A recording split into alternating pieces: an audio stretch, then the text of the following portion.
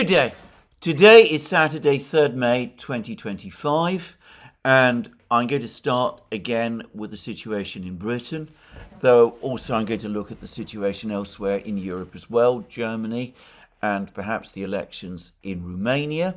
But mostly I'm going to focus on Britain, which is, after all, the country where I live and of which I am a citizen, and in which I have been resident since I first came here as a small child in the late 1960s, and which I regard essentially as my own.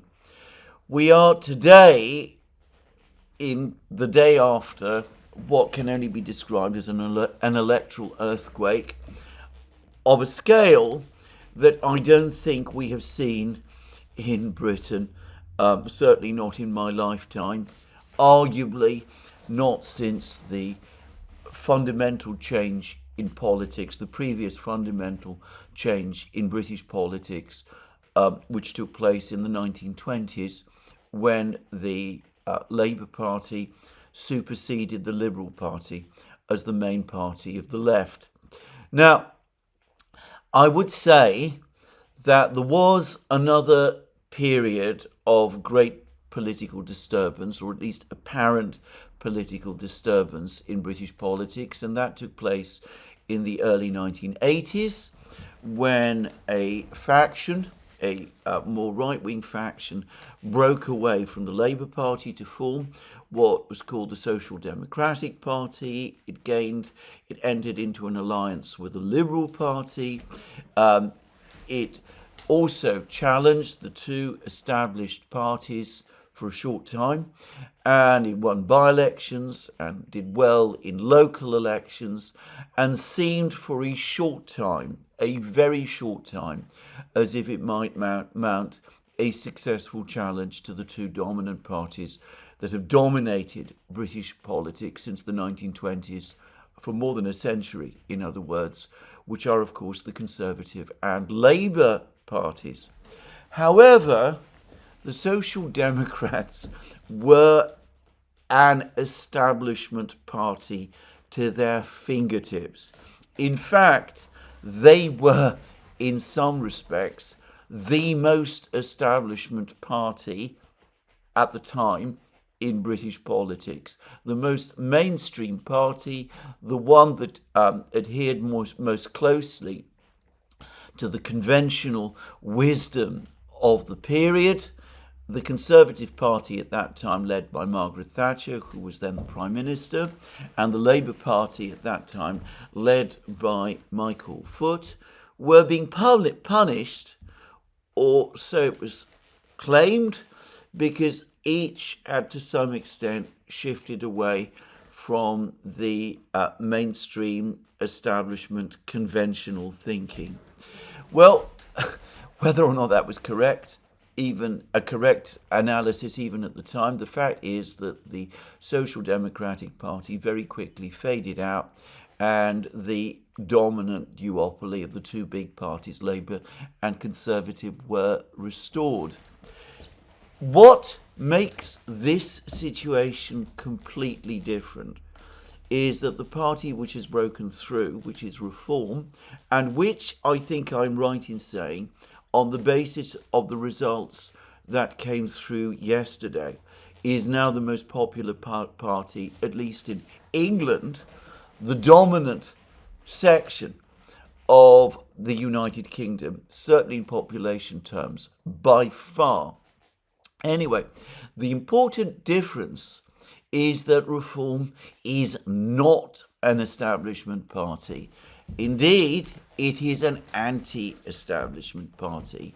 It seeks to change, though it is not sometimes clear exactly how it wants to change British politics. It speaks sometimes of significant changes to British foreign policy. It looks to reorganise the social settlement, the social and economic settlement in Britain. It is, in effect, trying to change the whole structure of British economics and British society, and it is quite openly seeking to challenge the political class. The Social Democratic Party of the 80s was a party of the political class. Reform emphatically, categorically, vehemently is not.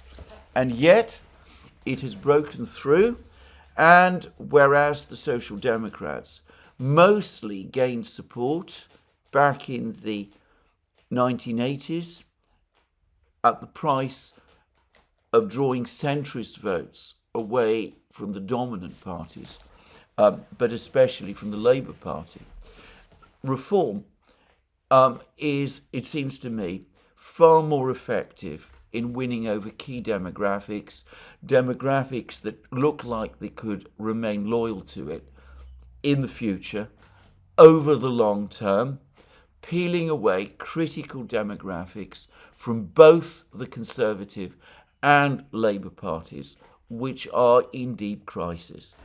Now, I could discuss this and analyse it for hours, and of course, we're still only a few hours away from the results, and some results, as I'm making this programme, are still trickling through.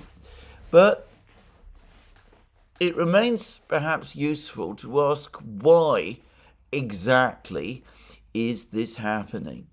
Well, if you live in Britain, if you know Britain well, it's actually not particularly difficult. For more than 10 years, basically since the time of the 2008 financial crisis, it is fair to say that the British economy has stagnated, and living standards for most people in Britain have gradually, steadily fallen. There is no real plan on the part of either the Labour or Conservative parties to address this problem or to turn it round. Neither of these two parties, either in government or outside it, have come up with any clear plan or set of proposals or ideas that break in any significant way from the conventional wisdom and give any reason to think that this situation might be turned round. When attempts from within these two parties have been made to try to come up with alternative ideas, as with the Corbyn movement that briefly held sway in the Labour Party after Jeremy Corbyn was elected Labour leader in 2015, or with the Conservative Party during the brief period it appeared to embrace Brexit under Boris Johnson and Liz Truss.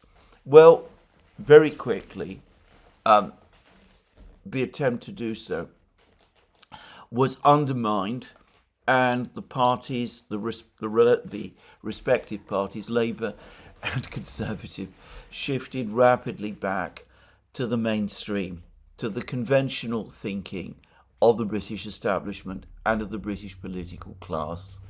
And it is this sense, this growing sense on the part of more and more people across Britain, that the political class is no longer capable of addressing the problems that Britain faces, which explains, in my opinion, the political and electoral crisis.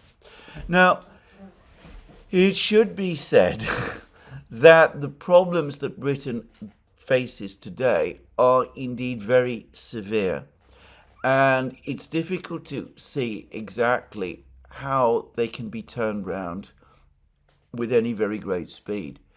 The Conservative Party, which governed Britain for 14 years and governed it most ineffectively, has come up with no new ideas since it became the opposition, and for that reason it was massively electorally punished yesterday, with no sign of any electoral revival, and with its leader unable to explain what the party's ideas or policies actually are on the major economic issues, because, to be frank, I don't think either she or the party actually have any great ideas. Now, within the Labour Party, there is some kind of rumblings on what is left of the Labour Party. There's talk that the Starmer government made a whole succession of egregious mistakes. It it took away winter fuel payments from pensioners. It took steps to take away disability benefits from large groups of workers. It did other things of that kind, took steps towards budgetary retrenchment. And, well, the critics of this policy from the left, who are very prominent, there's a strong article today, for example, by Jeremy Corbyn's former political ally, John McDonnell, who would have played an important role in any Labour government that Jeremy Corbyn might, in some other reality, have formed. Anyway, John McDonnell, for example, basically seems to see the way forward in a new round of public spending, of further spending on benefits, on infrastructure, attempts in some ways to remedy the problems in Britain through that course. And McDonnell doesn't really explain, and most people on the left of British politics don't really explain, how they're going to do that. Taxes in Britain are the highest that they have been for 70 years. And there is some evidence, in fact, that despite these very high taxes, tax revenues are actually starting to fall because the economy is in a poor underlying condition. And the high taxes that were introduced first by the Conservatives and then further increased by Labour are now starting to hit the economy, exactly as many commentators suggested. So raising taxes to fund all this spending doesn't seem to be a particularly good idea, and it will probably have a significant effect on the British business community, which is already struggling. The alternative, to borrow, looks risky, given that debt to GDP ratio in Britain is at around 100% already, and because Britain runs twin deficits, budget and trade deficits, it has, and because British savings are low, and because the British assets overseas that had been built up during the long years of empire have mostly been sold off now, Britain is heavily dependent on inflows of capital from overseas. And to be frank, I'm not convinced that a major spending program could be financed through borrowing in the way that I think some people perhaps imagine. And, well, there's suggestions that the super rich could be taxed, that the super rich are nothing if not light-footed, and if they feel that they're going to be taxed heavily in Britain, they will probably relocate somewhere to Monaco or Dubai or someplace like that. So I doubt that that is a solution either. There are some suggestions still on the left of paying for higher spending through what is sometimes referred to as modern monetary policy. In other words, money printing. But to be frank, I think that that would be exceptionally high risk given the enormous debt levels in Britain which exist already. And I can very easily see how this whole thing could get completely out of control. So it's difficult to see where extra funding for the economy could come from without assuming incredible risks. And of course, there will be always people who will say that if you are able to find extra funding, well, you should use it not to increase spending, which might burden parts of the more creative economy, but should use it to cut taxes instead. I'm not going to get into a discussion about which of those courses one should follow. This is a discussion that has persisted in economics throughout my lifetime. But anyway, there is that argument on the left, and I would have thought that after the major defeat the Labour Party has just suffered in this election, it may be that it will start to gain traction within the Labour Party, and we might indeed see pressures for higher spending, which, however, I don't think will achieve the results that the people who advocate it expect, and which might result in significant problems for Britain in the financial markets, with some even talking about a full-blown financial crisis. Just saying. So, what to do? Well, if you ask our Prime Minister, Keir Starmer, he obviously has no solutions. He made some comments directly after the results of the parliamentary by-election, which Labour lost in Runcorn, in its 16th safest seat, one where the Labour Party won more than 50% of the vote in the election, the general election that was held just 10 months ago. He began his comments by saying that he would not talk about the fact that Reform only won the Runcorn by-election by 6 votes, or that the Conservative Party had suffered an enormous defeat in the local elections, not talk about it, and then, of course, proceed immediately to do so. I don't know why Keir Starmer or his speechwriters think that kind of deeply manipulative approach to language and rhetoric is going to impress people across Britain, or is going to fool people across Britain. But it's something, incidentally, that he always does. But then he said that he got the message of the results, and that he would obviously respond to these results. And then I was waiting to see how he was going to respond to these results, what exactly it was that he was going to do, what changes to his policies he was going to announce to reflect the anger and disillusionment that exists across the country, and the criticisms, the mounting criticisms of his government. And well, of course, unsurprisingly, he said absolutely nothing. There was nothing new there at all. And I don't think Keir Starmer has any new ideas at all. In fact, I don't think he has many ideas about how to run the economy altogether. I don't think he's ever been very interested in this subject, to put it mildly.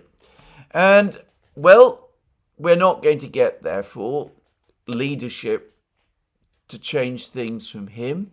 And as I said, the political class in general doesn't seem to have any clear idea at all of what to do in this kind of situation.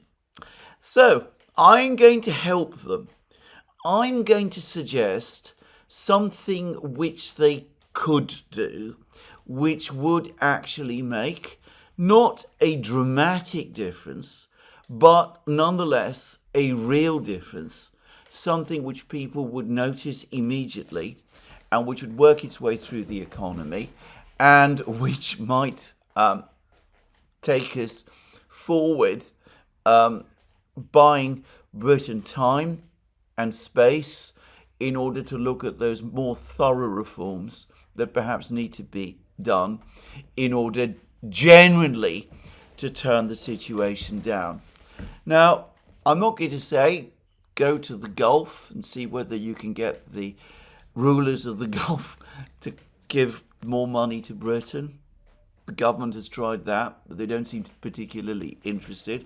I'm not going to suggest sending Rachel Reeves, Britain's finance minister, to Beijing to see whether the Chinese can provide more funding for Britain either. I cannot for the life of me understand why China would do that, and as far as I can see, Rachel Reeves' visit achieved nothing. I'm going to suggest that Keir Starmer forget his obsession with Project Ukraine, that he starts telling other European leaders, telling President Trump that the economic war against Russia has been a disastrous mistake, that he and other European leaders get together with President Trump and make a genuine and serious attempt to achieve peace in Ukraine, so that all the economic sanctions that have been imposed on Russia since 2014 are finally lifted, and so that the natural gas flows from Russia can start moving westwards again, bringing down energy prices across Europe and in Britain as well. Now, as I said, British energy prices, as I've said many times, British energy prices are at very high levels. European energy prices are also at very high levels. There is an industrial crisis in Germany as a result of this, and we are also affected by it in Britain. There's very little discussion about this in Britain, but it is indisputably the case to anybody who is familiar with the realities that this is so. And these high energy prices are having an effect on people's household budgets. They are depressing the overall state of the economy by making British businesses uncompetitive, and the low state of the economy is translating through into lower tax revenue, deepening the British government's financial problems. And of course, the government's decision to go on sending huge amounts of money to Ukraine, there's large arguments about how much in direct grants Britain is actually sending to Ukraine. I've seen figures range from between £2 billion a year to up to £5 billion a year. My guess is that it's closer to the higher figure than the lower figure, but I'm not going to pretend that I've gone through all of the figures.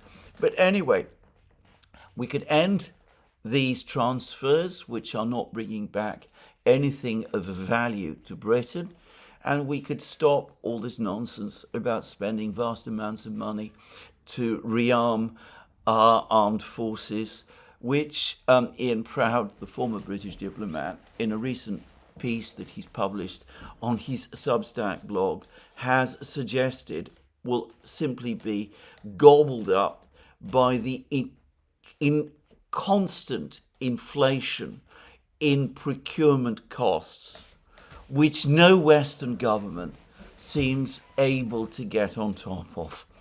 So, if you did that, if you ended this commitment to keeping the war in Ukraine going, you might actually start to make a visible difference to the economy and to people's lives, and you might buy yourself some political space, which you might be able to use in order to carry out real changes in Britain, which might, in theory, perhaps it's too late now, but might, in theory, see off Nigel Farage and reform. Will Keir Starmer do that? Of course not. Will anybody who replaces Keir Starmer in the Labour Party do that, assuming that even happens? Again, of course not. If there's a general election tomorrow and by some extraordinary and unexplained miracle, let's assume that the Conservatives come back into government, will they do that? Of course not. Not one of them will do it. All of them will continue to pursue the same policy, giving money to Ukraine, cranking up sanctions. We're now seeing all over the media in Britain demands that Donald Trump impose sanctions right across the board, targeting all Russian energy exports, imposing secondary sanctions on countries that buy Russian energy products, what Lindsey Graham has been talking about in the United States. This is massively advocated. If you find it across the media here in Britain, making it impossible, for example, for Germany to import LNG, liquefied natural gas from Russia, which is still cheaper than liquefied natural gas imported from the United States. Well, no, that's the line to follow. Relaxing sanctions, that's not, of course, what we can do, because we are committed to fighting for freedom and democracy in the battlefields of Ukraine. We must do everything we can to resist Russian aggression there. We must live inside that historical novel of the 1930s and pretend that we're Churchill and perhaps, in the case of media people, Brendan Bracken and people like that, and not face the realities or not look at the causes of the problems which we face today. Now, you can say an awful lot about other things too. As probably every one of you know, there's been a massive blackout recently, in the last couple of days, in the Iberian Peninsula, affecting Spain and Portugal. There is disagreement as to what precisely was its cause. There are some suggestions, and I'm not going to say whether or not that is correct because I don't really know, but there are some suggestions that the problem was that Spain in particular has come to rely excessively on renewables, solar power and wind power and that kind of thing, and that didn't really work very well because the energy mix provided by these sources of energy is not such as can be stabilized at any particular point in time. It doesn't provide the necessary cushion and reserves in order to meet higher demand, resulting in the massive energy crash that the Iberian Peninsula suffered a few days ago. Now, I say all of that. I read one article in the media in Britain, which actually said, that the best way to keep the energy mix stable, to provide yourself with reserves, and to avoid these kind of energy blackouts was by using natural gas. But of course, we're not using natural gas because we're not importing it in the volumes that we used to do from the world's largest exporter, which is, of course, Russia. I say we in Britain.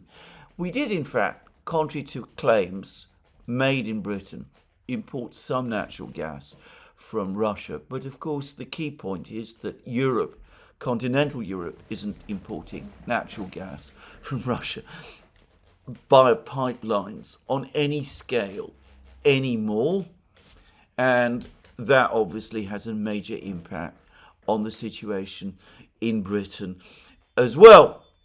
But, even though natural gas is perhaps the best way to, as I said, keep the energy situation stable, well, we're not going to relax sanctions on the Russians.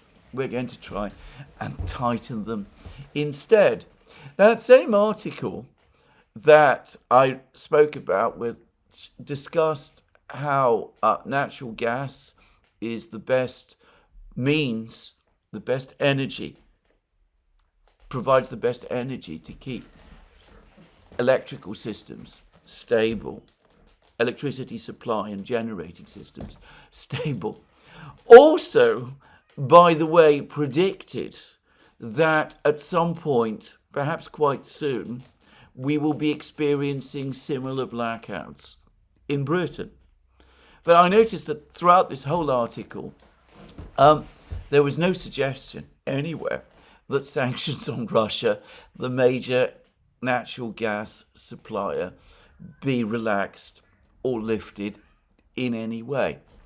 Now, as I said, Starmer's not going to change policy. Starmer, as I said, fundamentally doesn't think in these terms. Neither does the entire political class. And unless and until they do, until they finally face up to these realities, well, I don't see any reason why reform, for example, in Britain, won't continue to make further and further inroads until either one of two things happens. Either the entire political system as we've known it collapses and we get a reform government, which is possible, or Britain starts to take the cue of what is happening in other countries. Germany, for example. In Germany, by some opinion polls, the AfD is now the most popular party. It might be equal pegging with Friedrich Merz's CSU, or it might even be ahead of Friedrich Merz's CSU. Entirely unsurprisingly, it has now been declared by an unelected agency an extremist organisation. I am somewhat uncertain as to what exactly was declared by this agency an extremist organisation, whether it was certain local chapters of the AfD or whether it was the AfD as a whole. I have read completely different accounts of this in different places, but even if it is not the AfD as a whole, it looks very likely that sooner or later the AfD as a whole will be described as an extremist organisation. Now, what does that mean? Sooner or later, I suspect what it means is that the AfD will be prohibited in Germany. The United States, the Trump administration, has criticized this decision. Both J.D. Vance and Marco Rubio have spoken out against it. The German authorities, however, responded with a statement saying that they are, by taking this kind of step, they are safeguarding democracy. They understand what the effect of so-called right-wing extremism can be on democracy. They're, of course, alluding now to the events of the 1930s. Well, if you use that kind of rhetoric about the AfD, if you're in effect conflating today's AfD with the party they are referencing, the one that gained power in Germany in the 1930s, I cannot see how Germany's current political class can hold back ultimately from having the AfD banned if they really believe that that is what the AfD actually is. Well, in the meantime, until we reach that point, and we are clearly, as I said, heading in that direction, I've been reading that declaring the AfD an extremist organisation means that it can be placed under surveillance, that there can be raids on the party and its offices, seizures of documents, all of those kind of things. The procedures to do so are simplified, and the scope to do it now runs into no significant legal challenge. So you can quite easily see how the pressure on the AfD will steadily increase from this point on. It will be targeted for, as I said, investigations, for surveillance, both overt and no doubt covert as well. There will be pressure placed on banks that hold its accounts. There will be pressure on individual activists of the AfD. There could almost certainly before long be prosecutions and arrests and all of that kind of thing. And well, we can see where this is eventually heading. And of course, this is Germany, which is one of the established parliamentary democracies of Europe. Also, we're told what the Germans like to refer to as a Rechtsstaat, a country governed by law. But I have to say straightforwardly that I do not recognise the AfD as bearing any resemblance whatsoever to the party that is being referenced, one of the 1930s. I see no sign that any leader of the AfD resembles in any way the leader that other party had in the 1930s. I don't see any real resemblance in policies either, just saying. And, well, of course, the rhetoric is completely different. So I don't see that there is a threat to democracy here. I'm very skeptical about any kind of language or rhetoric that does this. It seems to me that mechanisms are being put in place to ban a party, perhaps, as J.D. Vance has said, Germany's most popular party, in which case I question whether Germany any longer is indeed a Rechtsstaat, a parliamentary democracy governed by law. Well, that's Germany, but of course elsewhere in Europe things go much, much further than this. There are soon going to be elections in Romania. The most popular and most widely supported candidate, Mr. Georgescu, is not able to stand. He is also facing prosecution on nebulous charges. The centre-left British magazine Unheard has a good article about this, which is pointing out the actual absence of any evidence whatsoever to substantiate any of the allegations so far against Mr. Georgescu. There really doesn't seem to be any essential basis for any kind of prosecutions against him at all. He does have his own perspectives on Romanian history, with which, by the way, I mostly disagree. But is that a reason to have him arrested and prevented from standing in an election? Just saying. Anyway, that is not me who makes this point. Go to that article, go to Unheard. It's a good magazine, by the way. Look up the article, you will find it there, and it describes quite clearly what the actual situation with Georgescu is and the absence of the evidence in terms of any of the claims which are being brought against him. Well, it seems to me that Britain does have that choice. We have perhaps the oldest constitution in Europe, perhaps in the West. We have an extraordinary tradition of law extending back, well, I'm not going to even say how far back, to the Dark Ages, some would say. Will we be immune to this kind of direction that we've seen in Germany and elsewhere in Europe? It all depends on how people in Britain respond and how the political class reacts to the crisis that it is facing. But to repeat again, they're not doing anything that will make the situation better. They're instead insisting and demanding something further sanctions, which are only going to make the situation for people in Britain and across Europe still worse.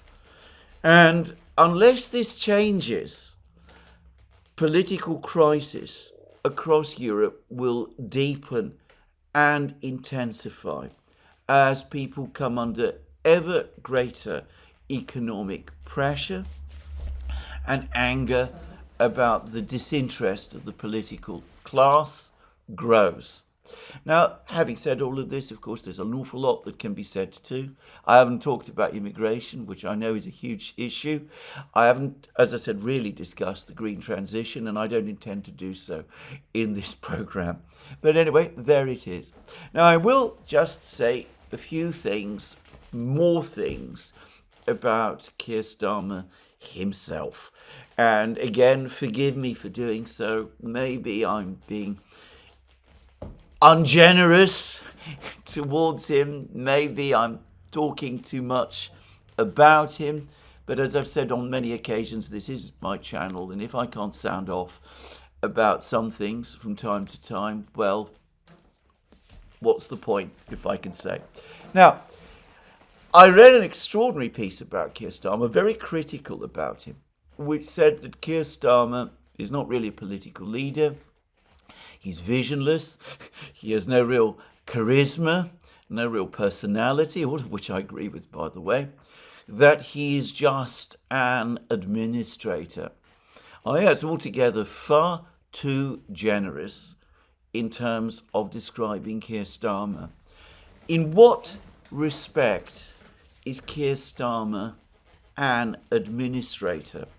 What actual administration or management does he in fact do? I just asked this question. Earlier prime ministers, Harold Wilson, Margaret Thatcher, used to work 15 hours a day at their desk. And as a result, they gained control of government and of the administration, and they effected significant changes, in fact, profound changes to British life and the British society and the economy and the political system. Now, saying all of that, I'm not saying that that was necessarily for the better or for the worse. Both Wilson and Thatcher are deeply polarizing personalities. But anyway, they did achieve things, and they did so by working very, very hard, 15 hours a day. I know that about both people. I know people, or have known people, who were familiar with both of these prime ministers. And I've had descriptions of the long hours that they used to work, the way they pored over their papers long into the night, the way they sent memos and instructions and kept everybody busy and gave their governments a direction which, as I said, resulted in actual change. How is that true of Keir Starmer? What actual administration does he really do? What management does he do? I have great difficulty actually understanding exactly what it is that Keir Starmer does in fact do. He turns up in the House of Commons and makes occasional contributions there, none of which are at all interesting. Nobody bothers to listen to his speeches, which are anyway written for him. He is fixated with Ukraine, as I have discussed in many programs. He meets with European leaders and he has long discussions about this and talks about sending British troops to Ukraine, something which the British military dislike and are deeply opposed to, and which he's now had to row back on. He's had occasional conversations with Donald Trump, who he appears to believe, without any evidence, that he can influence in certain directions. But what else actually does he do? Well, he does attend cabinet meetings, but I understand that most of the work relating to cabinet is in fact done by the cabinet secretary and by Keir Starmer's own Chief of Staff, Morgan McSweeney. In fact, I've heard it suggested that the real person who is running the British government is not Starmer at all, but Morgan McSweeney, who isn't, of course, even an MP, and who isn't a minister either, and who is entirely unknown to the vast majority of the British public. By the way, I don't know that that is true. I've just heard stories to this effect. Maybe I'm being unfair to Mr. McSweeney. But anyway, I don't see that Starmer is a manager, an administrator, an effective political leader. I just don't see what he is, actually. As far as I can see, he's somebody who is just reeled out when events happen, like the parliamentary by-election, when, as I said, he's already had his words prepared in advance for him. And of course, since he isn't even ultimately the originator of these words, they don't mean anything or say anything, and they don't take us further at all. I've never known in all my time a Prime Minister quite like this.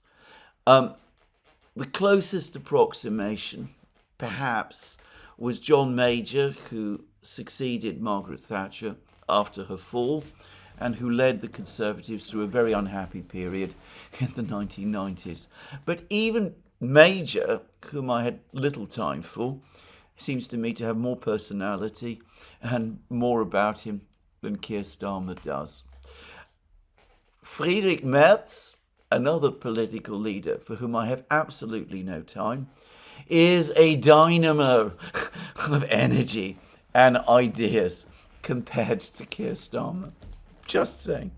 Anyway, there it is. I've said as much as perhaps I should. Maybe I've said more than I should. If so, I apologise. But that is my general sense about the situation in Britain today. We're obviously living through very, very interesting times here. But just to reiterate again, for the British people, day by day, even as all of these political games get played out, and even as we have to listen to Keir Starmer's speeches, life gets ever more hard. Anyway, let's talk about real things, which is what is actually going on again in terms of the crisis in Ukraine and the crisis in other places.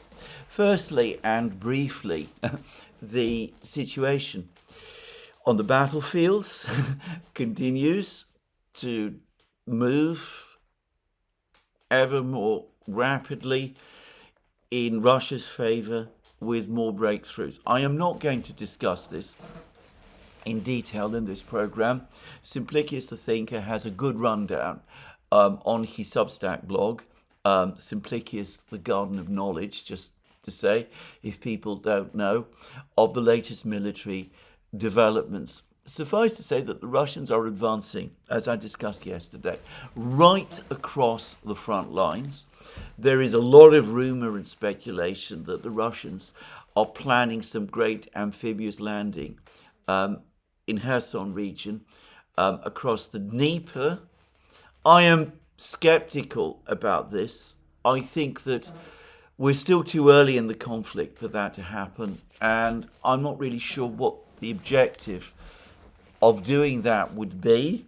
It would risk, it seems to me, repeating the problem the Russians faced in 2022 of isolating a significant part of their army on the west bank of the Dnieper, where there would be significant logistic challenges. But anyway, there's an awful lot of talk about that.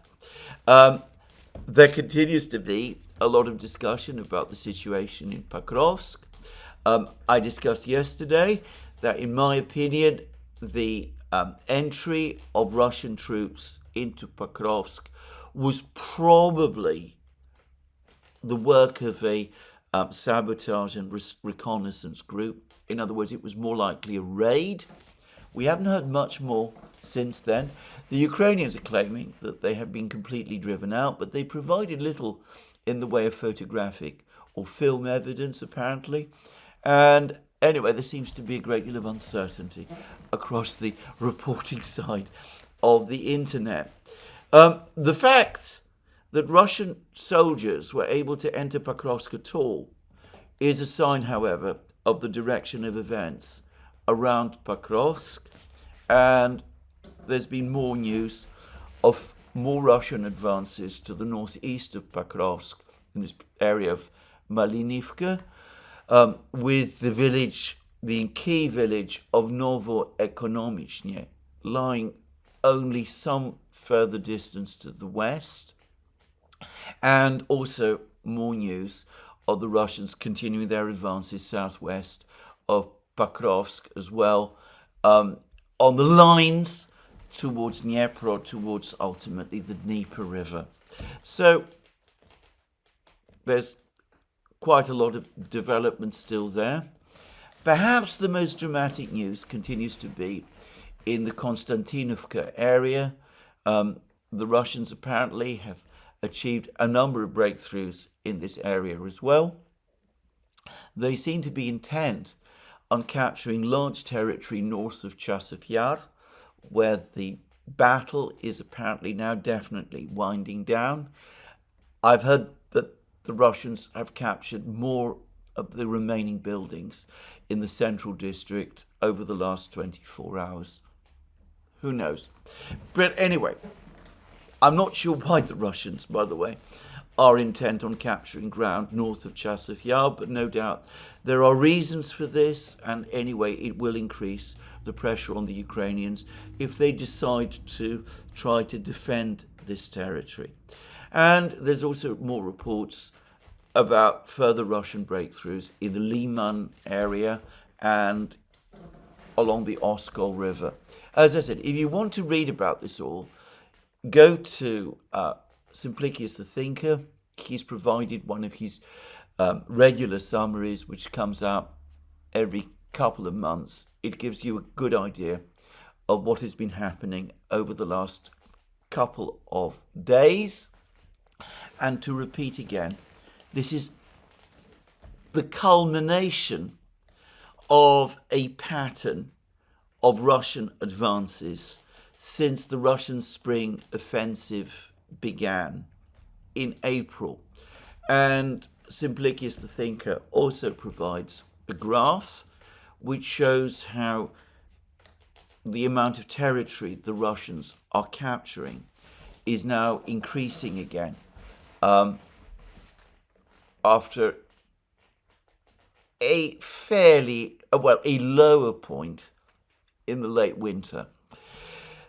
I would say that I still see this essentially as attrition. The main battle will probably come in the summer when, as I said, the Russians seek to storm these three cities, Slavyansk, Kramatorsk, Konstantinovka, and perhaps also fairly soon Pokrovsk as well.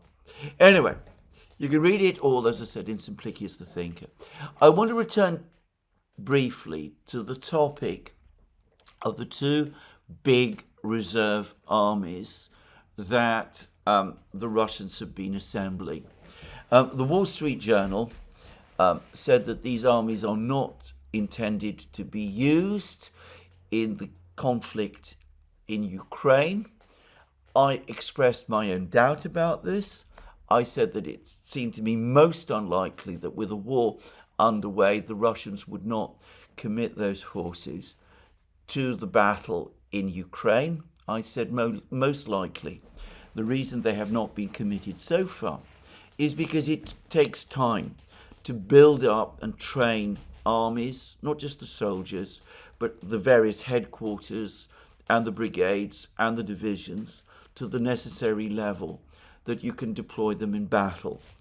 And I've received further information privately that it is indeed absolutely the plan.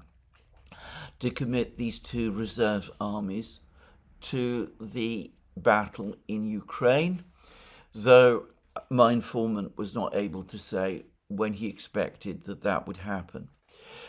I've also been advised that we are not just talking about two reserve armies in total, but potentially 6.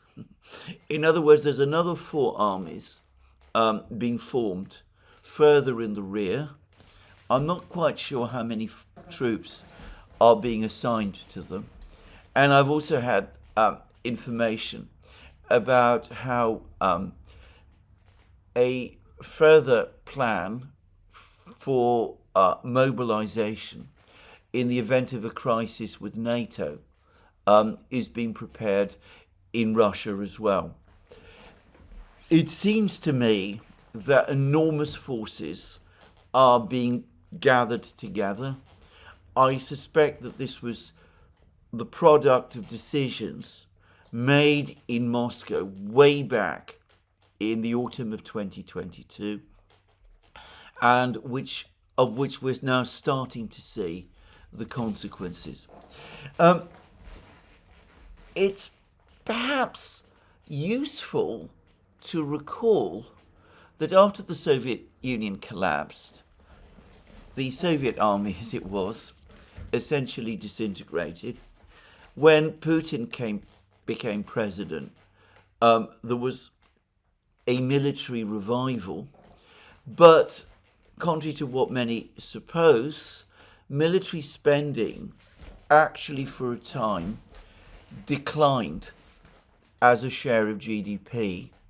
And as I very well remember, at one time there were significant cutbacks in the size of the Russian armed forces, with a decision which was eventually reversed to move from a division system to a brigade system instead. So when the special military operation began, the Russian military altogether was significantly smaller. The Russian army especially was significantly smaller than it is today. In fact, much smaller. There is an interesting article on his Substack blog by Ian Proud. You can also find it on Responsible Statecraft, in which he points out that a lot of the investments in building up the armed forces that Russia undertook in the period before the special military operation, the start of the special military operation, went into the Navy, the Russian Navy, which has expanded greatly in size and sophistication since about 2010. And I would add to that the Air Force and the strategic forces. The ground army was, to some extent, the Cinderella within the overall structure of the Russian military. So what has been happening since the autumn of 2022 is that has changed. The ground forces have been receiving investment and renewal and new weapons and, of course, tens of thousands of recruits every single day.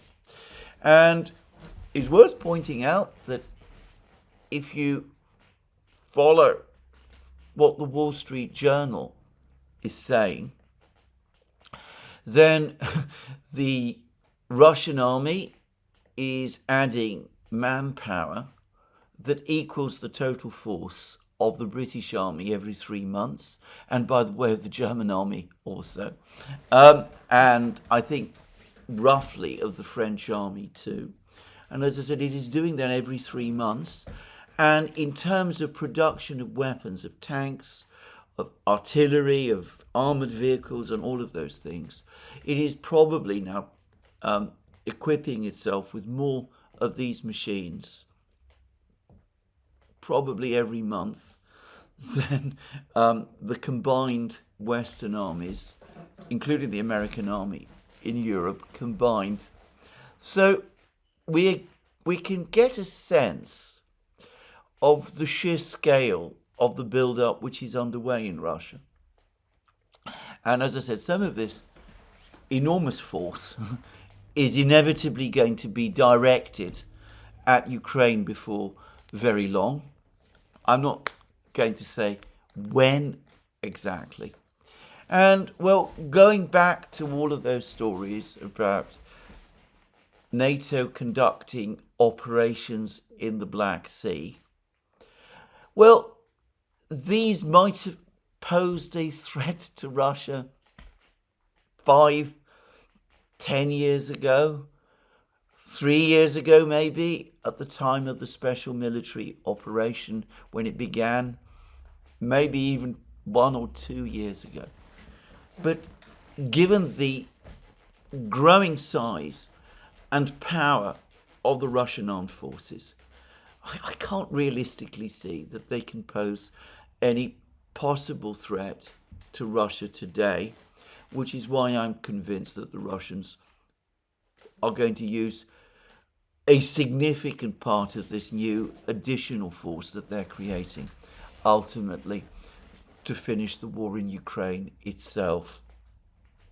Now, I would say that, of course, the build-up that the Russians are undertaking is far surpassed by the military build-up being carried out by another country, which is, of course, China in the Asia-Pacific region. China's industrial resources are vastly greater than Russia's are, and they're much greater than any Western country, including the United States. In fact, at the start of this year, China's manufacturing industry was greater than that of the whole of the collective West, including Taiwan, South Korea, and Japan, put together according to some reliable statistics, which I have seen. Anyway, Admiral Samuel Paparo, who is the US overall commander in the Indo-Pacific region, is now starting to sound alarms about this. He spoke to the Sedona Forum of the McCain Institute. I presume the McCain Institute is another one of these neocon outfits, and perhaps it's named after the late Senator McCain. Just saying, I mean, I don't know. But anyway, I don't think that what Admiral Paparo says is wrong. He says that for the moment, if there was a war tomorrow over Taiwan, the United States would still have the advantage. But then he went on to say that the United States will prevail in the conflict as it stands now with the force that we have right now. But our trajectory on really every force element that is salient is a bad trajectory. China produces 2 submarines a year for every 1.4 made in the United States. I think that is an underestimate, by the way, of Chinese shipbuilding. And of course, just to add to the problems created by these figures, it looks as if North Korea is also now embarking on some kind of a naval program as well.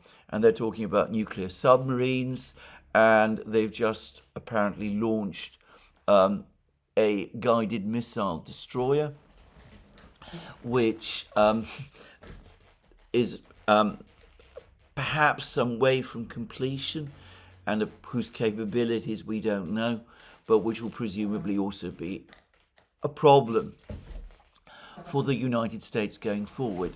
So he says the Chinese produce 2 submarines every year for 1.4 made in the United States. China builds 6 combatant warships annually compared with the 1.8 manufactured in America.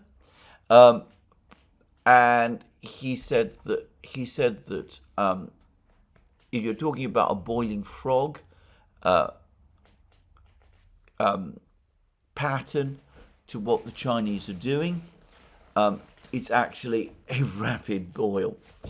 And the rates of change on the depth and breadth of their exercises is the one non-linear effect that I've seen in the last year that wakes me up at night or keeps me up at night.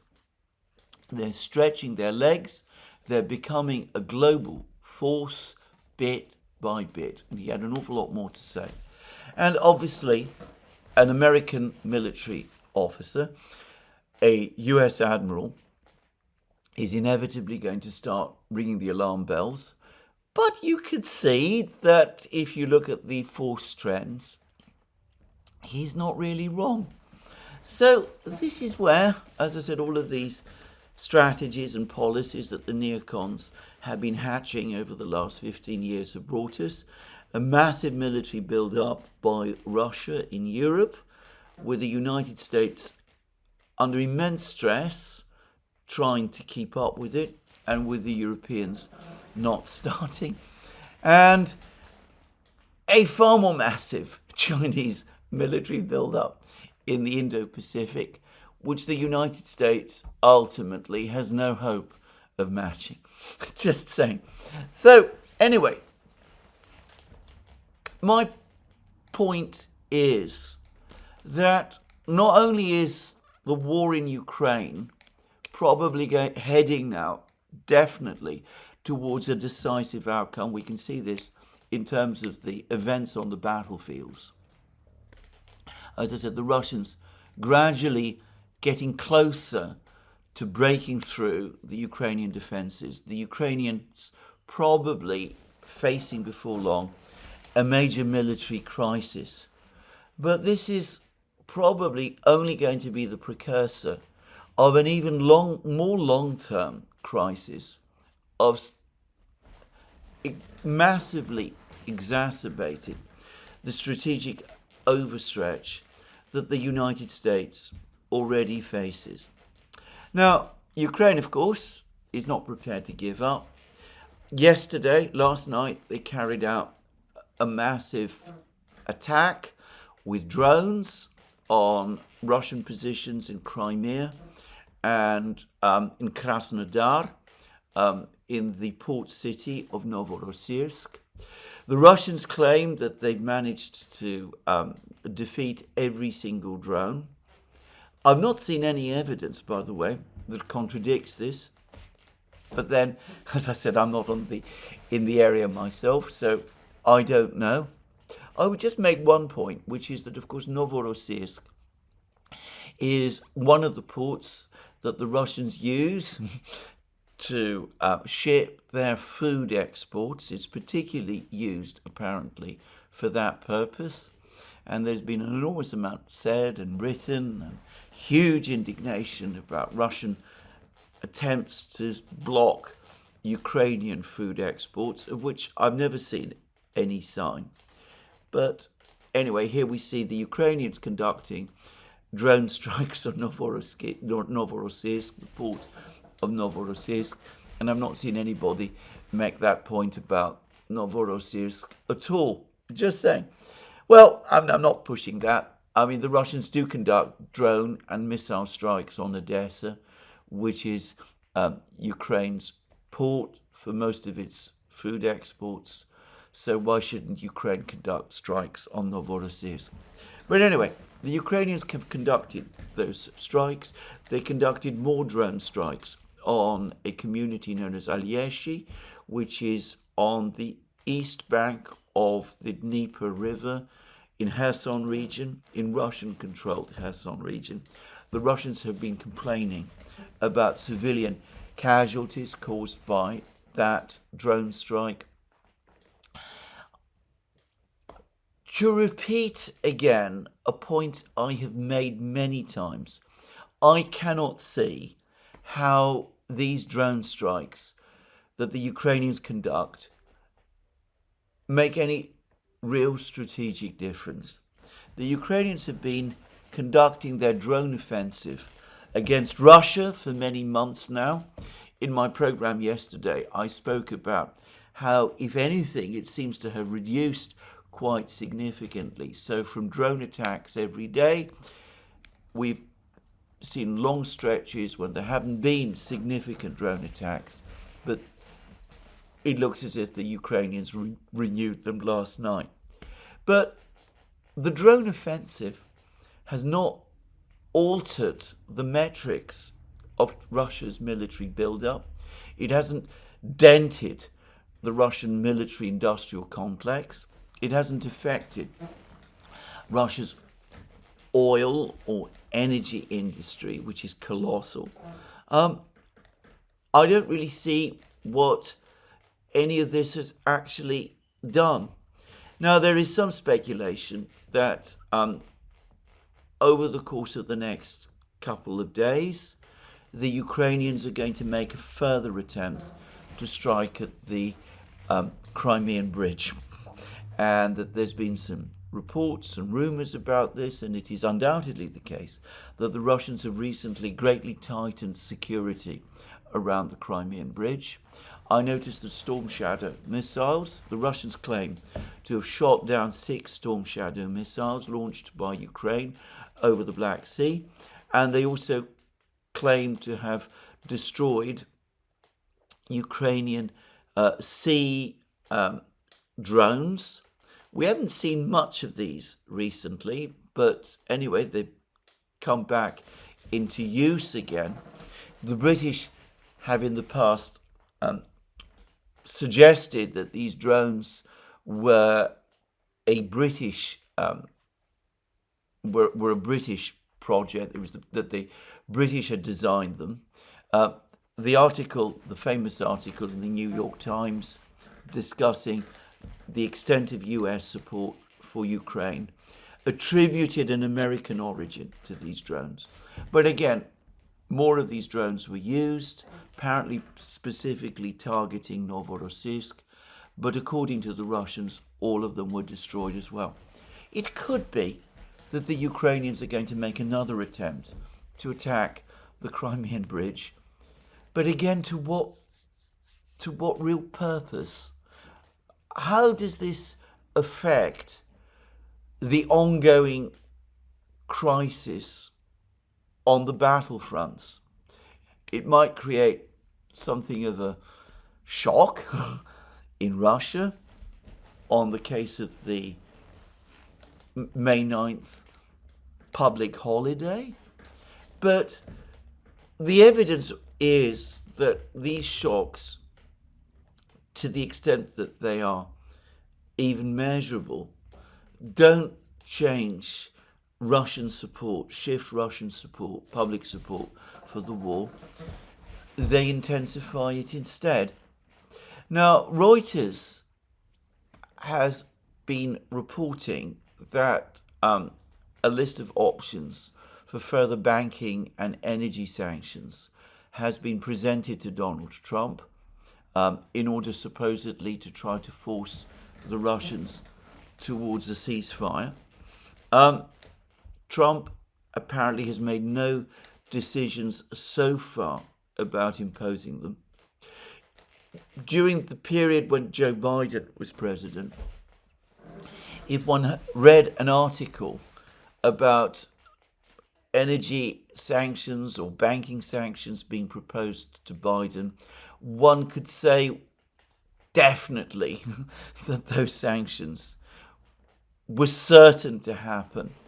Perhaps there is a little less certainty with Trump, but I think more likely than not, at some point, we are indeed going to see more sanctions. But again, what good is that going to do? All the sanctions that have been attempted up to this point have been a failure. Attempting to block off entirely Russian energy exports, as I said, is only going to compound the problems that the West faces, as I discussed in the first part of my program. And the Russians will be able to reroute the sanctions. And by the way, I would quickly add, if there is a surge in energy prices, the Russians, who will certainly be able to continue exporting energy, will be in a good position to take advantage of it. So, again, I don't really see where all of this is heading. There is an article, I understand, in Politico, I haven't read it, which says that the Trump administration altogether is now very uncertain about what to do.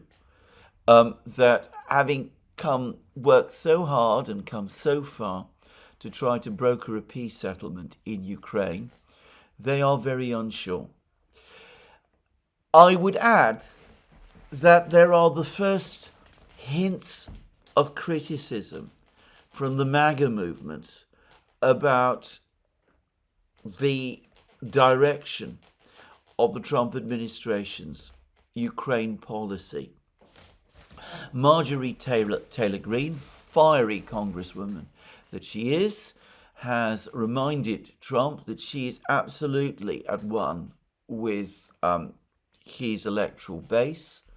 The base is not happy with the latest moves on Ukraine and other things, but she specifically referenced Ukraine, and she said that Trump really does need to start thinking about the direction of his policy.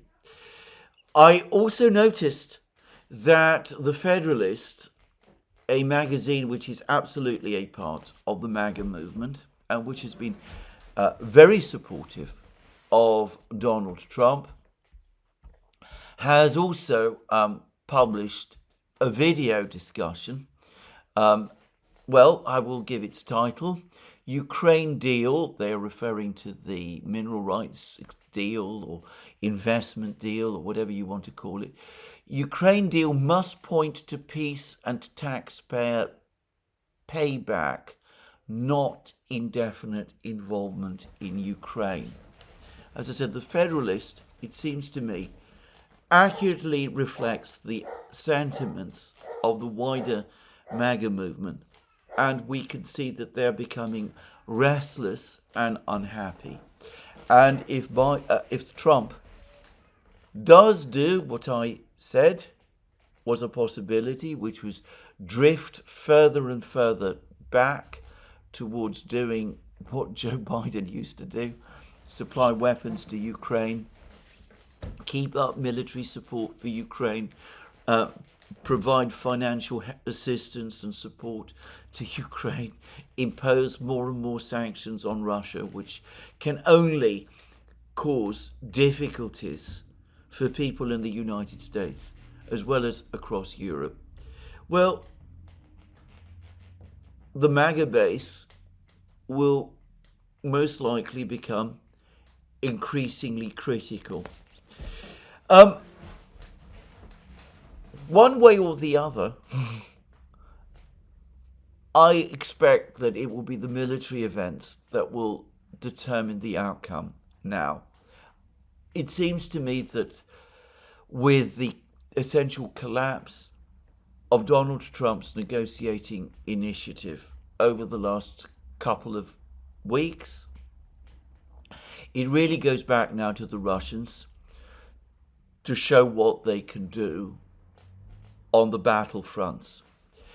But as they continue to push westwards, it seems to me that Donald Trump might actually start listening to people like Marjorie Taylor Greene and to the people at the Federalist and start thinking carefully whether going with Kellogg and accepting his plan was really such a good idea after all.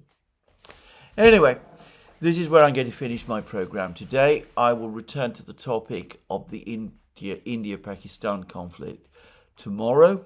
I do this with some unease because I'm going to say straightforwardly that it's not a conflict that I claim to have any very deep knowledge about, but I will return to it tomorrow, and I will also hopefully touch on what's going on in the conflict between the United States and Israel and Iran, where Donald Trump's latest piece, Trump's social post about secondary sanctions on Iran, has infuriated Iran and might have thrown the entire negotiation between the United States and Iran into complete crisis.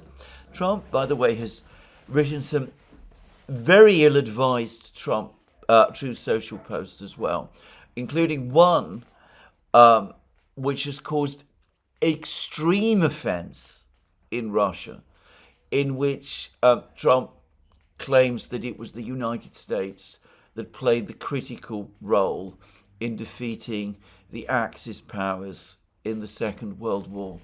The Russians are furious about it for entirely understandable reasons, given that it was they who defeated 80% of the German army. And though I'm not up to date with what people in China are saying, I'm pretty sure that they're absolutely furious about it also. But anyway, whatever. I will return to all of these topics in my program tomorrow. This is where I finish today's program. Let me remind you again, you can find all our programs on our various platforms, Locals, Rumble and X. You can support our work via Patreon and Subscribestar, and by going to our shop, links under this video. Last but not least, if you've liked this video, please remember to tick the like button and to check your subscription to this channel. That's me for today. More from me soon. Have a very good day.